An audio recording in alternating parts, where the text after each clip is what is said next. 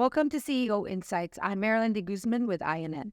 I'm speaking with Rick Mazur, President and CEO of Forum Energy Metals. Hey, how are you? Good to see you again. Same. Yeah. It's about a year. Yes. Yeah, so that's actually my first question to you. That's the last time we spoke, the price of uranium has really skyrocketed and it even, past $100 per pound recently.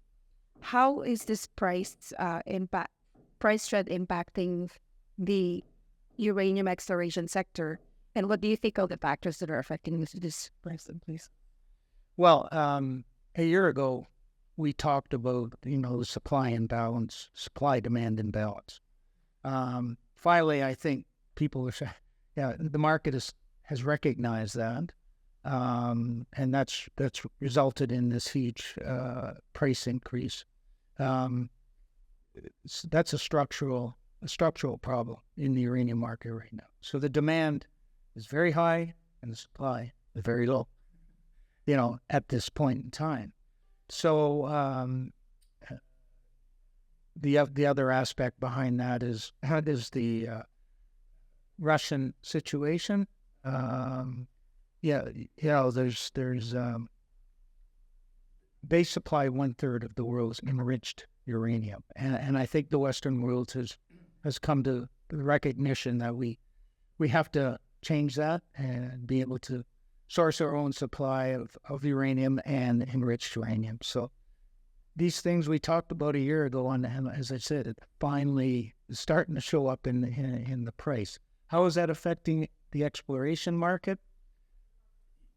All you have to do is take a look at the staking map in the Athabasca Basin of Saskatchewan right now to just show you the difference or the amount of claims that have been staked since the price moved from around $60 or $50 to over $100. Mm-hmm. So that's about activity going on in the uranium sector. So, in the, speaking of activities, you have your priority projects. So what are your exploration plans for 2024? Yeah, so we raised over $10 million late last year, and the bulk of that fundraising is going to go to our Nunavut uranium project. The Thelon Basin is a analog to the Athabasca Basin, high-grade uranium deposit potential. And we've got two deposits that have already been delineated on the property that we will continue to explore with a 10 to 12,000 meter drill program. So that's the bulk. That's our flagship project. It is our Nunavut uranium project that is in the Thelon Basin, which is identical to the Athabasca Basin for high-grade uranium deposits. We're really excited about this summer. Mm-hmm. So aside from uranium, you have other projects in the critical mineral space in Saskatchewan. You want to talk about some plans for those projects? Yeah, we're really going to focus on uranium, our uranium portfolio. We will do a little bit of work on some of our Athabasca Basin uranium projects. We're in negotiations at this point in time with some other interested parties on advancing some of those Athabasca uranium projects. So the energy metals in the portfolio, the best one that we have is the Janus Lake Copper Project, which has tremendous potential in our view, and it's a good optionality project on copper, which we'll be able to resurrect when the copper market gets really active. Going back to the CEO uranium project, so you're doing a lot of exploration on that, focusing on that. Mm-hmm. Where do you take it from there once you have all the information from your exploration? Yeah, so this year it's a 10 to 12,000 meter drill program.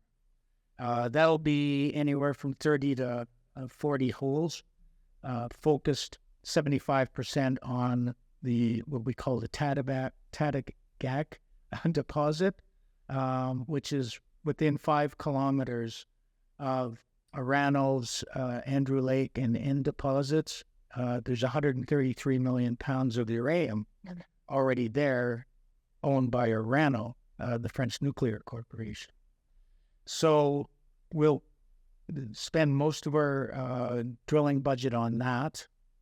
And there's we've got over 20 other targets, in our view, that could be very large uranium deposits. So we're going to spend about 25% of that drill budget on drilling those deposits or those targets. So we're here at BRIC in Vancouver. What's the key message you want investors attending here to know about the company? Yeah.